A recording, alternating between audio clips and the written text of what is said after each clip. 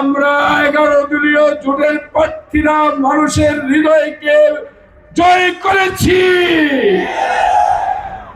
আর প্রতিপক্ষকে বলি, বাকি ভোট নিয়ে সংসদে বিরোধী দলের ভূমিকা পালন করার জন্য যে মানসিকতার জন্য দরকার, সেই মানসিকতা নিয়ে প্রস্তুত থাকো। আমাদের ব্যানার ফেস্টুন সরিয়ে দিয়ে এখন আর নির্বাচনের জিতার কোনো সুযোগ নাই। খুন করে, সন্ত্রাস করে, মানুষকে হুমকি ধমকি দিয়ে হাসিনাই বাংলাদেশে টিকতে পারে নাই। এই জন্য আমরা পুরনো খেলায় আর কাউকে ঢুকতে দিব না ইনশাআল্লাহ। আমরা নতুন যাত্রায় অংশ নিতে চাই। সেই নতুন যাত্রা হচ্ছে নাগরিকের মর্যাদা রক্ষার যাত্রা। সেই নতুন যাত্রা হচ্ছে নাগরিকের অধিকার সমুন্নত করার যাত্রা। সেই যাত্রা হচ্ছে নাগরিক সুবিধা নিশ্চিত করার যাত্রা। সেই সাথে আমরা নারায়ণগঞ্জ থেকে রাজনৈতিক দুর্বৃত্তায়ন হটাইয়ে দিতে চাই। আমাদের এই পরিবর্তনের যাত্রা হবে একটি সন্ত্রাস, দুর্নীতি, চাঁদাবাজ মুক্ত নারায়ণগঞ্জ তৈরি করে একটা নিরাপদ সমৃদ্ধ জনপদে নারায়ণগঞ্জকে পরিণত করার যাত্রা।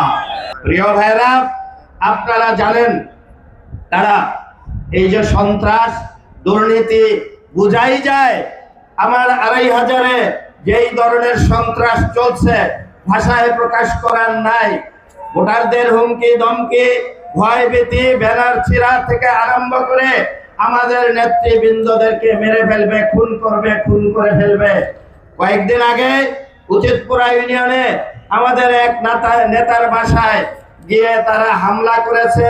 নেতার বাসার সবকিছু ভাঙচুর করেছে, তাদেরকে কুপিয়েছে। তার বৃদ্ধ বাবাও রেহাই পায় নাই।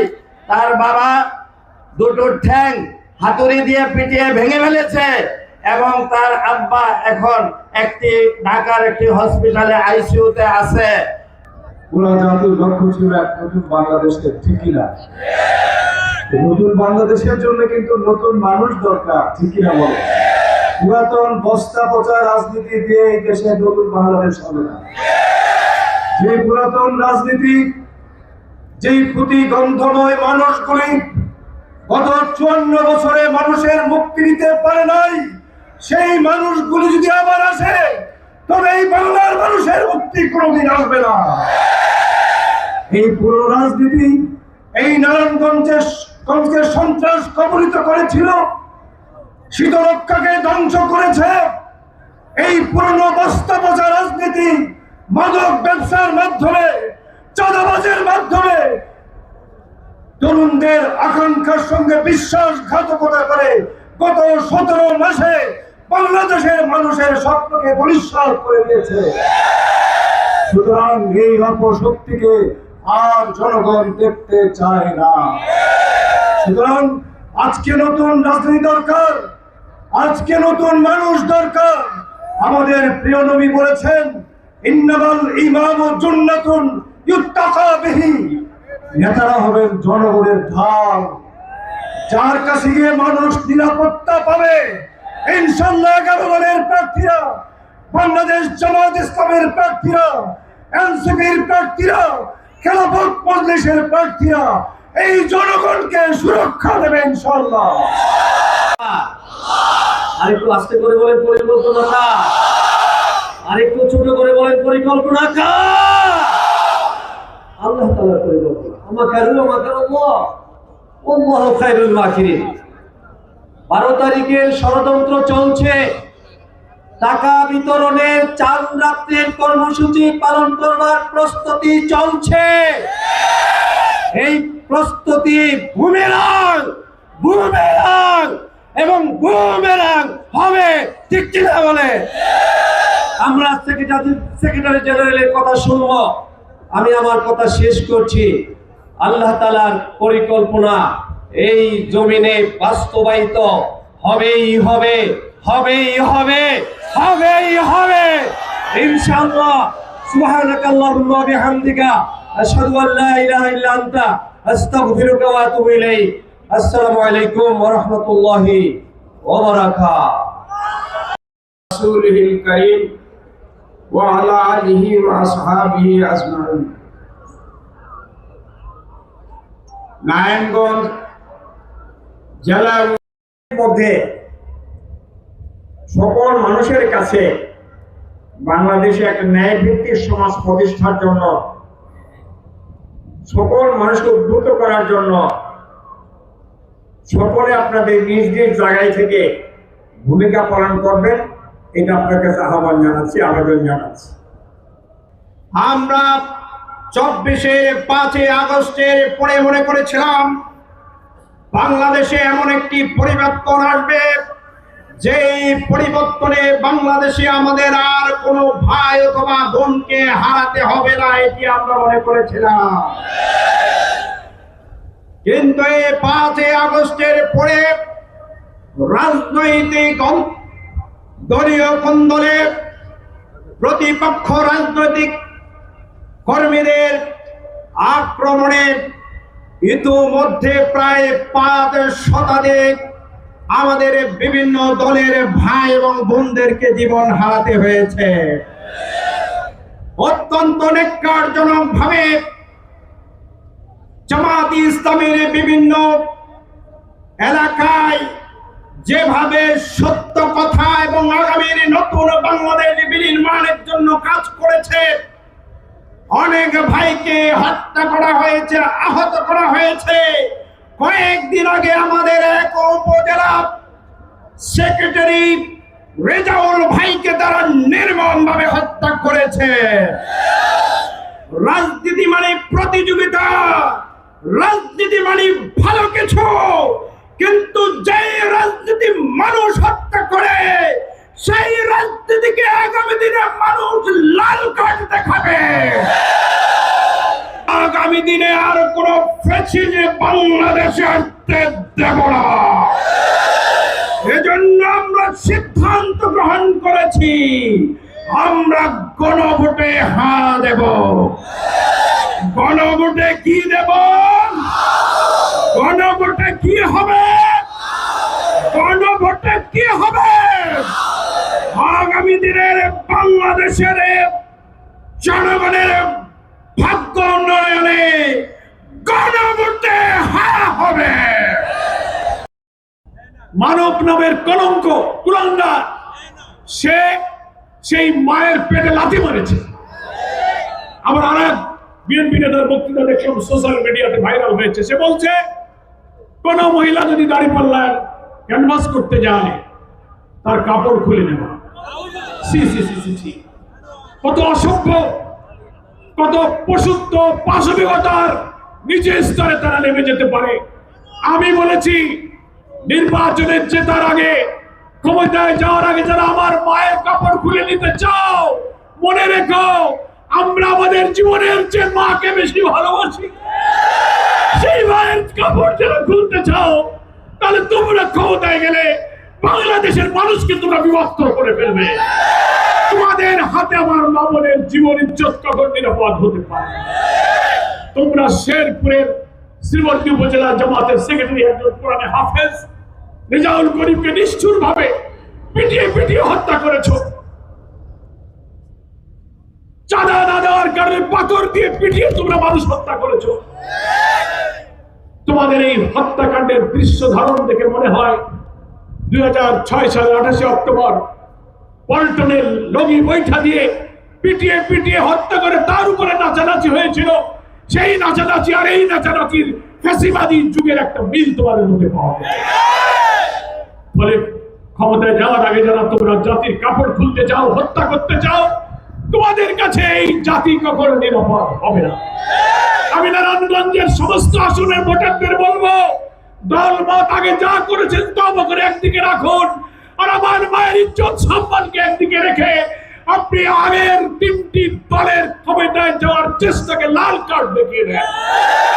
11 দলের প্রতীকে আপনারা ভোট দেবেন। সবাই কি রাজি আছেন? হাত তুলে দেখান সবাই, আপনারা 11 দলের প্রতীকে আপনারা ভোট দেবেন। ধন্যবাদ। সংগ্রামী নারায়ণগঞ্জবাসী, আমরা পরিষ্কার করে এখন শেষ দিকে এসে একটা কথা বলতে চাই। অপপ্রচার, হুমকি, সন্ত্রাস দিয়ে যখন আর পেরে উঠছে না, ওরা এখন জামাত ইসলামের নেতৃত্ব সংগঠনের মর্যাদা, ইমেজকে ক্ষতিগ্রস্ত করার জন্য ওনারা এখন সাইবার অ্যাটাক শুরু করেছে।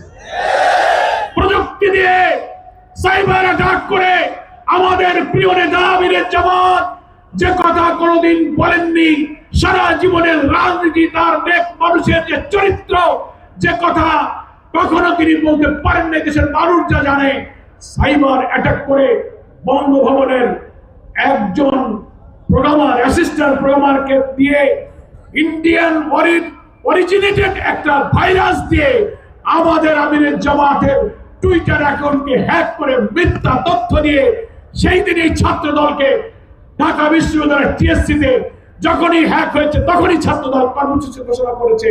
আমরা মনে করি বিএনপি বঙ্গভবন ইন্ডিয়ার সাথে প্যাকেজ প্রোগ্রাম করে জামাত ইসলামীর ইমেজ ধ্বংস করার সাইবার অ্যাটাক শুরু হয়েছে। কালকে রাতে শুনতে পেলাম জামাতের সেক্রেটারি জেনারেল হিসেবে আমার টুইটার অ্যাকাউন্ট কালকে হ্যাক করা হয়েছে। আমরা তাৎক্ষণিকভাবে 40 মিনিটের মধ্যে এটা প্রতিবাদ করেছি।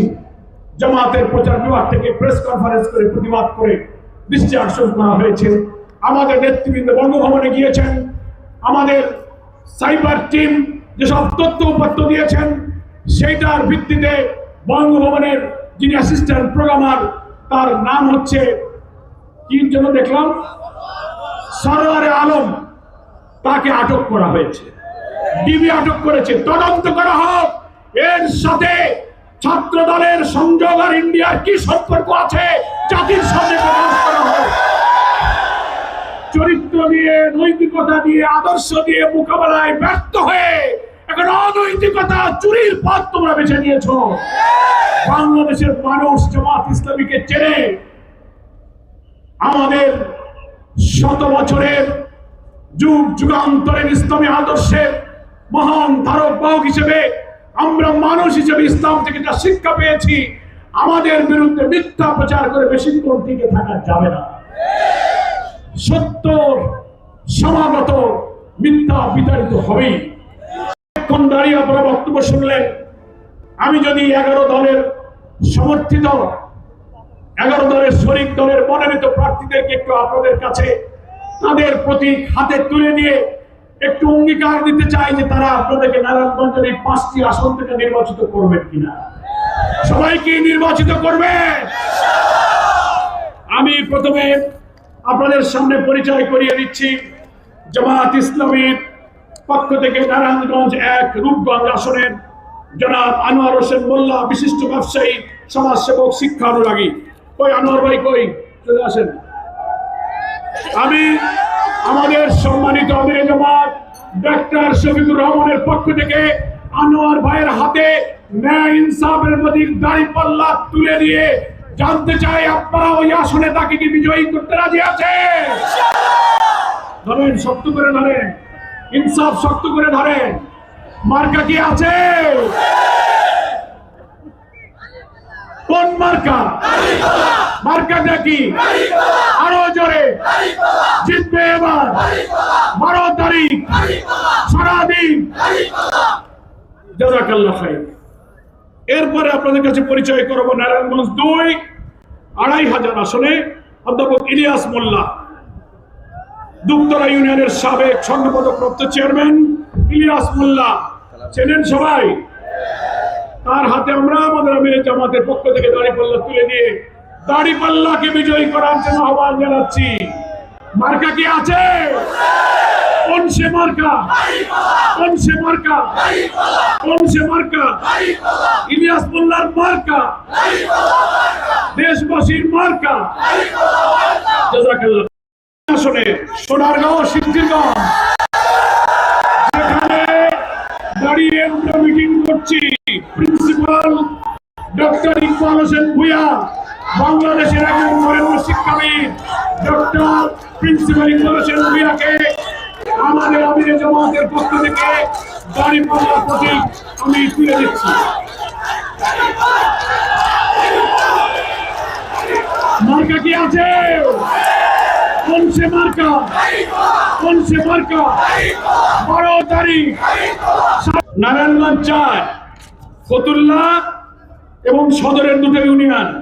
এখানে এনসিপি মনোনীত 11 দল সমর্থিত প্রার্থী সুপ্রিম কোর্টের বিশিষ্ট আইনজীবী অ্যাডভোকেট আব্দুল্লাহ আল আমিন তার প্রতীক হচ্ছে শাপলা কলি। শাপলা কলি মার্কা কি আছে? কোন সে মার্কা? কোন সে মার্কা? 12 তারিখ তার প্রার্থী হচ্ছে ABM সিরাজুল মামুন, কেন্দ্রীয় যুগ্ম মহাসচিব, খেলাফত মজলিস, বিশিষ্ট শিক্ষানুরাগী। ওনার মার্কা হচ্ছে দেয়াল ঘড়ি। ঘড়ি দেখে টাইম ঠিক রেখে আমাকে কাজ করতে হবে, ঠিক আছে? আপনি কেন কাজ করেন? প্রার্থী ধরুন। মার্কা কি আছে? কোন সে মার্কা? কোন সে মার্কা? কোন সে মার্কা? এ বড় আর কে ছোট ভাই সেই হিসেবে কাজ কি আর মজলুমের এই বাংলাদেশে দরকার শুধু সুবিচার। দাড়ি পাল্লা মার্কা মোদের দাড়ি পাল্লা। 12 তারার আলো দেখো হাসছে এবার বাংলা। ষড়যন্ত্র রুখে দিয়ে শপথ নিলাম এই তো দাড়ি পাল্লাই ভোট দিয়ে ভাই সারবো দেশের কাজ।